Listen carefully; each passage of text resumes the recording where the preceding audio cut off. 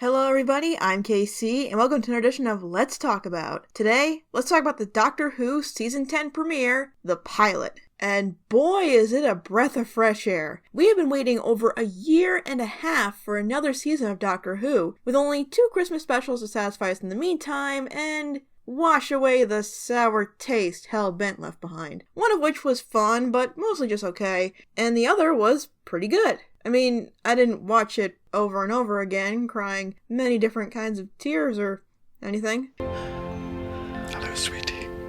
Oh my gosh, yes! And with the recent news that this would be Peter Capaldi's final season as the Doctor, and the introduction of a new companion, there was a lot building up to this. So let's see how the Doctor meets his new companion in the pilot. The episode focuses on our new future companion Bill Potts, played by Pearl Mackie, as she meets the Doctor for the first time when he's teaching at a university she works at. Well, I use the term teaching loosely. We'll go more into what he's doing there later on, but for now, let's keep the focus on Bill. I'm not gonna lie, I was a bit nervous when they announced her as the new companion, but as more and more promotional material came out, I warmed up to her. And after this episode, I am totally on board with Bill in the TARDIS. Yes, she's another 20-something girl from modern-day London, but to me, there is enough about Bill to make her stand out. Should I just get the big one out of the way first, or actually talk about her other characteristics? Screw it, she's gay. I don't know if they revealed this before the episode aired, but it took me by surprise. I think this is a progressive way to go, but I feel like some people are gonna call this gimmicky, because they bring up the fact that Bill is gay a lot. But I think that was just for the sake of the episode. Outside the first conversation she has with the Doctor, where she talks about some girl, and I can't really follow what they were trying to say in this moment anyway, I think the phrasing is off or something. Bill's sexuality is brought up the most when she's around a girl she has a crush on, and this turns out to be a major plot point. So I think they mentioned it as much as they needed to for the sake of the story, and if that was Bill's only major trait as a character, then we'd have a problem. But luckily, it's not. I did like it, I think it was cool of them to do this, and I'm glad it's not all there is to Bill. Alright, with that out of the way, let's go more into the other stuff. Like pretty much every other companion out there, once the alien threat comes into play, in this case a strange puddle, she is drawn to it and can't seem to let it go the more she thinks about it. She of course tells the Doctor about it and is dragged into his adventures once he starts to investigate it. But Bill really doesn't handle the reveal that well. She does get a dose of the wonder at the reveal of the TARDIS, which was very well composed and shot by the way, but once she realizes what it can do and what the Doctor really is, she starts to panic. She needs time to compose herself and asks a ton of questions, some of which are very original. Can I use the toilet?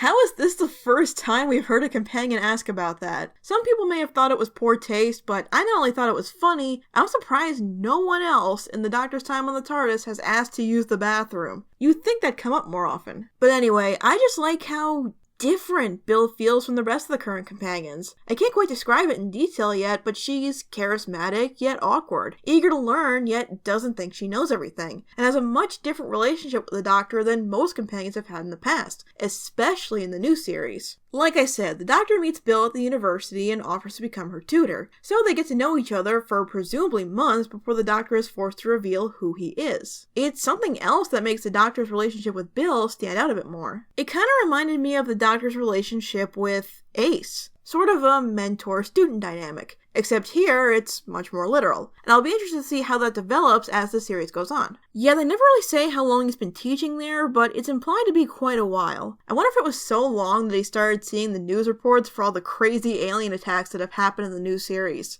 That would make a great online short. I'm just saying. He even has a picture of Susan on his desk. Did anyone else think that was adorable and kind of sad? Well, it's nice to know the show hasn't forgotten about her. Now how about telling us what happened to her, guys? But anyway, you can tell the Doctor took an immediate liking to Bill and wants to take her under his wing. The Doctor and Bill's chemistry and the beginning of this new friendship was my favorite thing about this episode. After losing Clara and River, the Doctor is in lone wolf mode. He's not adventuring anymore, and it seems like he hasn't for quite a while. Why, we don't know, since he was still doing his thing back in The Return of Dr. Mysterio, but between then and now, something must have happened, and it's probably connected to this. During the episode, the Doctor is implied to be guarding this strange Voltor artifact that's on the school grounds. The markings on the front and the Doctor's dedication to stay there and look after it seems to imply that it's Gallifreyan in origin, but we don't know what it is or how it got there. I smell a season-long story arc cooking. But Bill and her discovery of the puddle sparks something in the Doctor, making him get out there again. So much so that when Bill tells him that her mother passed away and she doesn't have any photos of her, he goes back in time, takes tons of pictures of her, and leaves them for Bill's foster mom to discover and give to her. Aww. But the Doctor hasn't been alone this whole time because Nardole is still around. So let's just talk about him real quick because he doesn't seem to be a very popular character. I'll be honest, I thought bringing Nardole, of all people, back as a regular character, someone who barely interacted with the Doctor in his debut episode, was just as weird as everyone else did. And while I still don't think the show needs him, he's starting to grow on me. The Doctor gets a silly little assistant, there's someone else to do the textplanations when the Doctor just doesn't feel like it, and Matt Lucas does a great job with what he's given, even if sometimes that's not much. I did hear someone compare his place in the show to K9's the classic series, which makes more sense the more I think about it.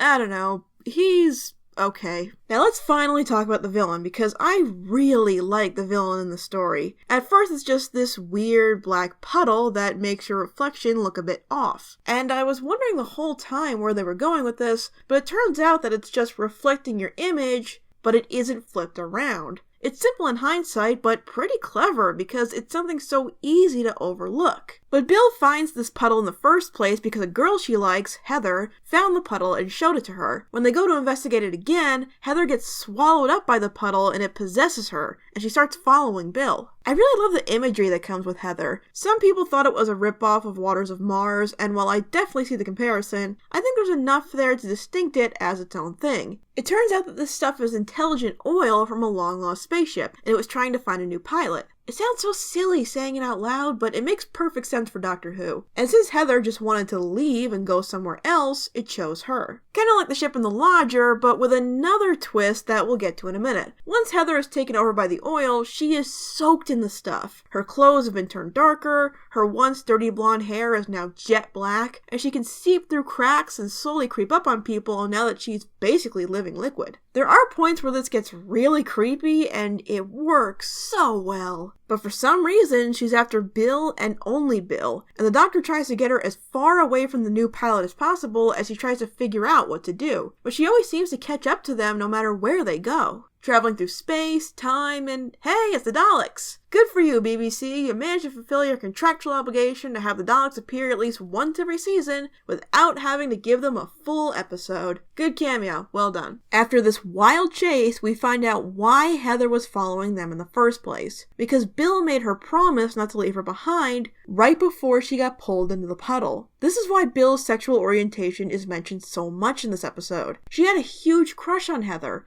and the only way to stop her from chasing them is to let her go. It's a great twist in my opinion. She didn't want to hurt her or turn her into a weird oil zombie, she just wanted to take Bill with her like she promised. It's a tough thing for Bill to let her go and a pretty heartbreaking moment for the first appearance of a new companion. Still, it was very well done. But even after all that, the Doctor is determined to keep himself a secret, so he tries to erase Bill's memories of the event. But Bill strongly protests and manages to convince him to keep her memories after she asks him how he would feel if someone did the same thing to him, while the background music is playing Clara's theme.